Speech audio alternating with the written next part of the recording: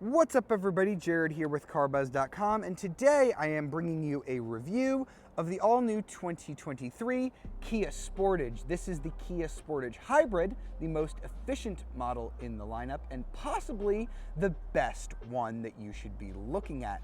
Now, the Sportage has competed in the compact crossover segment for years now, and as you know, there are no shortage of options in that segment. There's the Toyota RAV4, the Honda CR-V, the Nissan Rogue, the Mitsubishi Outlander, the Hyundai Tucson. I could go on and on. I probably missed about 10 of them just there, and honestly, the Sportage has always been kind of meh. It was never the one that I would go out of my way to recommend in that segment, but Kia is really hoping to change that with this latest model. For example, there has never been a Sportage Hybrid. This is the very first one ever, so I'm very curious to see if the Hybrid can make the Sportage a more compelling option. So let's start by talking about the exterior, where the Sportage has been completely redesigned. It looks nothing like the outgoing model. Honestly, it doesn't even look that much like some other models within Kia's lineup right now. You have this really interesting, maybe controversial front end here. It is the Sportage's incarnation of the Tiger nose grille. We have these really crazy headlight designs here with this kind of boomerang X shape. If you look at the car dead on, the LED running lights kind of form an X if you're looking at them sort of as if they were connected. And it's a really unique look that is kind of growing on me. To be honest, I did not like this when I first saw it in pictures, but I think it looks kind of cool looking at it just like this. And we do have a really nice color here called Vesta Blue. It's like a turquoisey, metallic-y blue. I really like that, and I think it really adds to the overall styling here. You get 17-inch wheels as standard on the hybrid model, although we have the EX, which is the middle trim, so we have 18-inch machine finish wheels. You can also get 18-inch matte gray wheels on the top trim level of the Sportage. Looking at this from the side, you'll notice that it is 7.1 inches longer than the previous generation with a 3.4 inch longer wheelbase. So they really increased the size of this car from the outgoing generation. That's gonna pay dividends in terms of interior storage space, which we'll talk about.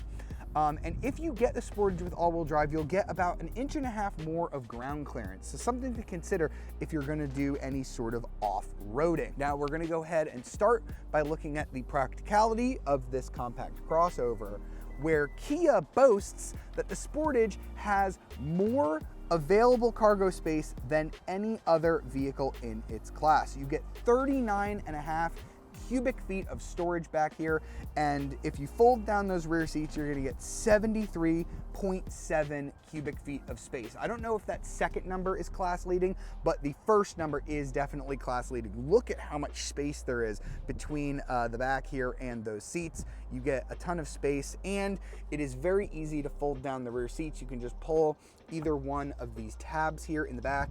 You can also do it from the second row, but you do not have to walk over to the second row as you do in some other crossovers. And as you can see, the seats are not necessarily even right now. That is because these seats do have a decent amount of recline, which we'll talk about in just a second, which not every vehicle in this segment has, so that is quite nice. We have a power liftgate, which is part of an optional package on this EX trim. And before we get into the inside, I just want to talk a little bit about the exterior styling here in the rear.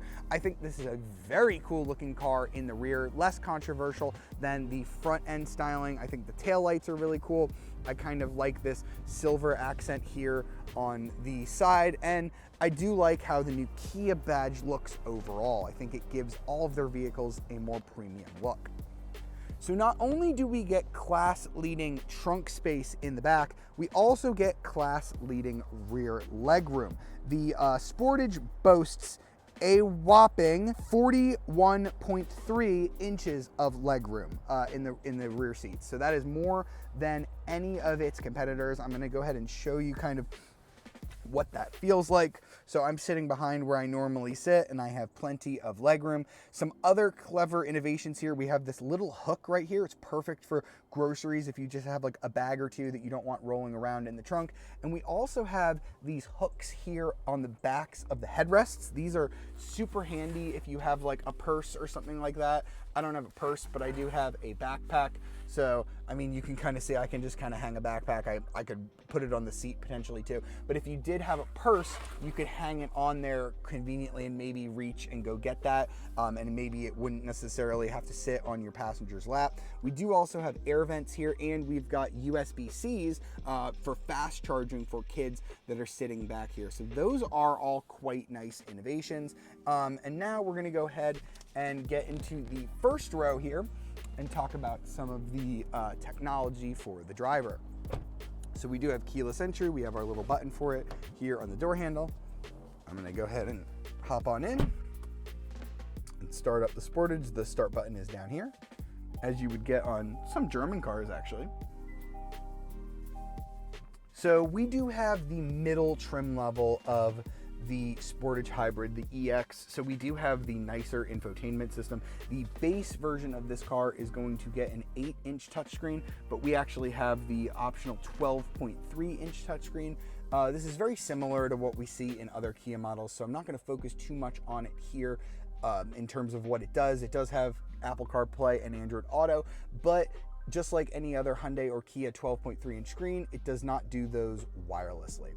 Now we move over to the gauge cluster, where we have a 12.2-inch instrument cluster, and it is very stylized. As you can see, we kind of have like 90s alarm clock graphics for the speed and tachometer, and then we have these weird kind of like wavy things here. You can actually change the color. We have different drive modes here, including a center differential lock. So as you can see, I can cycle through and they will change colors. Snow and Smart are actually the same purple, but the others all have different colors. It kind of changes some of the gauges as well, but you can tell like you can't really do too much other than change that center screen on here. I think these are gonna age very poorly. I do like how easy it is to tell whether the engine's off or not, because you'll just see zeros here. But other than that, I'm not a big fan of this gauge cluster. We do have some really nice driver assists technologies here. We do have lane keep assist, one of the best lane keep assists that you're gonna get at any price level. It really hugs the road really well, especially on the highway. We also have blind spot monitoring, automatic emergency warning, stuff like that. But what we don't have is adaptive cruise control, which is a little bit annoying. You have to step up to the top version of the Sportage Hybrid for that, and that is something that Toyota does as standard on the RAV4. So I particularly love using adaptive cruise control. Maybe you don't really care as much, but I do miss that it is gone. So now that we've talked about all of that, we'll talk about what we get as part of the EX Premium package. It is a $1,500 option and is going to get us a panoramic roof. So let me go ahead and open that up. You can see it is really large. It does have a split here, but the roof does open very large. It is a pretty nice opening. I wish it went back a little bit further, but the glass piece is at least really nice, and this does add a lot to the cabin. We also get that power tailgate that I mentioned, and we do get LED lighting here on the inside, as well as illuminated mirrors here. These are just not illuminated without that package, which is a little bit strange. So $1,500, I would definitely get that. We do have Syntec seats, which are not real leather, but they do feel really nice. We also get heated seats and a heated steering wheel on this EX model. If you want to step all the way up to the SX, that is going to add the blind view monitor, so that I think is going to replace this with slightly different gauges.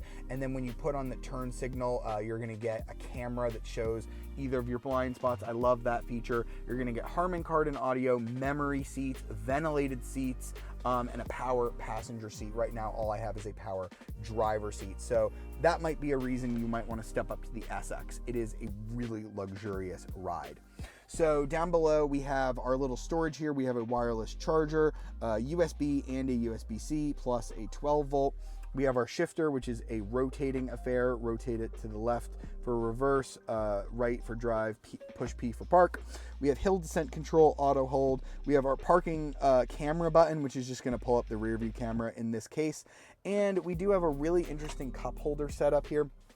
So you can click these little buttons and it does pop out. It kind of spins out just like it does in the Hyundai Palisade. So you can switch those back and you can have just kind of more open storage, or push both to have your cup holders, which is quite nice.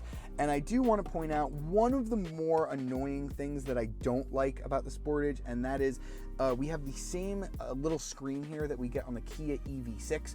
So right now you can see that a lot of these functions that used to be hard buttons on Kias are now relegated to a touchscreen. So map, nav, radio, you know, shortcut buttons for this screen.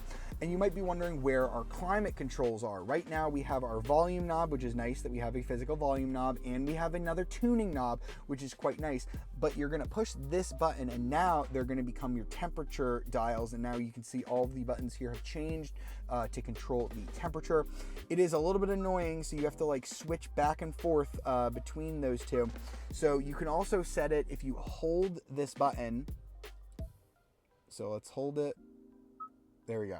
So now you can tell it that if you don't touch it for a while, it'll default to either your infotainment or your climate. So if you're fiddling with one more than the other, it'll automatically default to the other. So click, change the temperature. Now I just wait and it'll go back to the infotainment. And you can choose either one of those, but I really wish that it just wasn't that complicated. It really doesn't need to be. Kia could have made it a little bit more simple, and this is one of the things I don't really like on the Sportage. All right, so now let's get the 2023 Kia Sportage Hybrid out on the road. And I'm gonna first start by talking about the powertrains, because I think that lends itself to telling the whole story about why you might want to consider a Sportage Hybrid over a regular one. So the standard gas engine version of the Sportage comes with a 2.5-liter 4-cylinder engine, 187 horsepower, mated to an 8-speed automatic, front-wheel drive or all-wheel drive is available. And the fuel economy you're gonna get there is fine. You're gonna get 25 mpg in the city, 32 mpg combined or on the highway, and 28 mpg combined with front-wheel drive. If you get all-wheel drive, those numbers are going to drop a little. 23 in the city, 28 on the highway, and 25 combined. That's not really great. There's better options in terms of fuel economy, including the version that I'm driving, the Sportage Hybrid. So instead of a 2.5-liter 4-cylinder engine, you're going to get a 1.6-liter turbocharged 4-cylinder engine with a hybrid powertrain with an electric motor. Your power is actually going to go up despite the engine being smaller. 227 horsepower, 258 pound-feet of torque. That's better in both numbers. So not only are you getting the more efficient option, you're getting the more powerful option here with the Sportage Hybrid. So that's one reason why you might want to consider the hybrid. But the real reason is fuel economy. So unlike some of this car's competitors, Kia does offer the hybrid with either front or all-wheel drive, although it's not really an option thing, it just depends on what trim you get.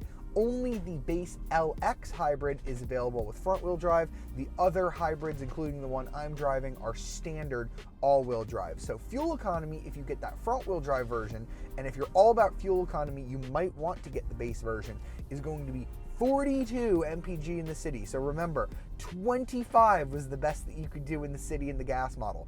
42 on the highway, or 42 in the city, 44 on the highway, 43 combined is what you're going to get with front-wheel drive. This all-wheel drive version that I'm getting is really easy to remember. You're going to get 38 mpg in every single category. City, highway combined, 38 mpg is what this is rated at. That is tremendously better than what you're going to get in any gas-powered version of the Sportage. I mean, even the regular front-engine gas one is only going to get 32 on the highway, and I'm getting 38 in the city here. So your fuel economy, so much better in this car. And I've averaged about 39 so far this week, and I've put about 250 miles on it if you're curious. So I have been able to match that rating. That is not as good as the Toyota RAV4 hybrid, and I noticed that when I was driving the RAV4 hybrid, I was able to easily get above 40. This isn't quite that good, but this is a little bit more powerful than the RAV4, and the Sportage is maybe a little bit more fun to drive in some other regards. Now let's talk a little bit more about this hybrid system, because it is a little bit interesting. Unlike Toyota or Honda, which use a planetary gear set, which functions sort of like a CVT, Kia's hybrid system uses a 6-speed automatic transmission, which is a little bit weird in some regards. So I'm going to go ahead and floor it right now. The engine is off because I'm kind of just coasting right now. I'm going to floor it. I get pretty good response. It kind of buzzes in kind of a weird way. It's a little bit weird to have a hybrid system where you sort of feel the transmission shifting, because I'm very used to that kind of rubber bandy but also very smooth power delivery that you get from Toyota and Honda systems. So this is just a little bit weird to get used to. I will say that I think Toyota's system is a little bit more refined. Right now the engine shuts off, you can see 0 RPM, you can see EV, it gives you a little light that says EV, so it's easy to tell when you're not running on the gasoline engine. But I have found that Toyota makes it a lot easier to modulate the throttle, to kind of plan that ahead of time to get the best fuel economy. I've noticed that like sometimes when I'm light on the throttle, this will shut engine off, other times it won't. So I put it in sport mode, we're gonna floor it. You could really feel that 6-speed shift.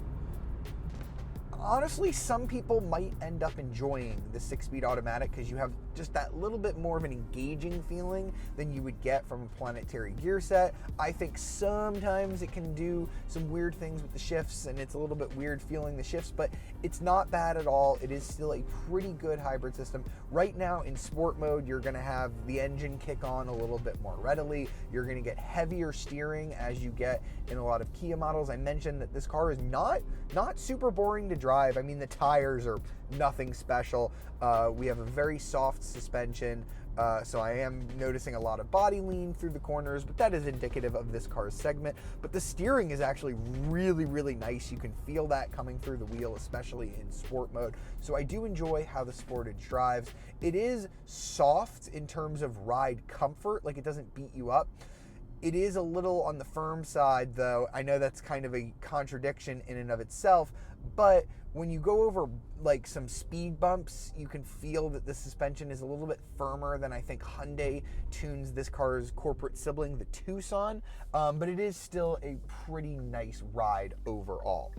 Now, I want to wrap up by mentioning that there is a third powertrain choice here on the Sportage. You can get this as a plug-in hybrid. I haven't driven that version yet. I'd really like to give it a go. You get 261 horsepower, the same amount of torque, because you have a bigger battery with a little bit more power coming from the electric motor. You do also get a little bit of electric driving range. I will try to book one of those in the near future and report back to you. But with the US changing its laws about how you get EV tax credits and plug-in hybrid tax credits, it is significantly more expensive, which we'll talk about in just a little bit. So I'm not sure if the plug-in hybrid is the one I would get. But right now, having driven this and having driven gas engine versions, I've driven that Kia gas-only drivetrain, I think it would be an easy choice for me to get the hybrid. All right, so that was the 2023 Kia Sportage Hybrid. Now let's go over the pricing. The hybrid LX trim starts at $27,290. This EX trim, the mid-level that we've been driving, starts at $30,990. I think it is a really nice package. You have to add $1,500 for a package that gets you some of the optional extras on this car, bringing the price to about 33 grand, which I think is a really nice level. The only thing I really wish that this EX trim had was adaptive cruise control. But other than that, a really nice package here if you want to remain somewhat affordable. You can step up to the SX Prestige Hybrid for $36,190, adding adaptive cruise control and a whole lot of other niceties, but then you're a little bit out of the realm of affordability there. Now, the hybrid trim is about $2,000 to $3,000 depending on the trim, more expensive than the standard Sportage. The LX trim starts at $25,900 for the gas model and goes all the way up to $36,790 for the X Pro Prestige, which is more of like an off-roady looking version. Honestly, I don't love the gas-only drivetrain. I do think that the X Pro looks really cool, so if you want a more rugged one, I guess you could go that way, but honestly, I think that the power and fuel economy that you get from the hybrid is well worth the price premium. There's also, I mentioned, that plug-in hybrid version, only available in 2 trims. You can get it as an X line for $38,490, so that is more expensive than the most expensive hybrid version of the Sportage, and that only is about on par with like the EX in terms of trim, or you can get the X-Line Prestige for $42,990. Now the Sportage becomes kind of an expensive item to be paying over 43 grand for. Now that is way less expensive than the Toyota RAV4 Prime. It's not as expensive as the RAV4 Prime, but the interior is at least as nice, if not nicer.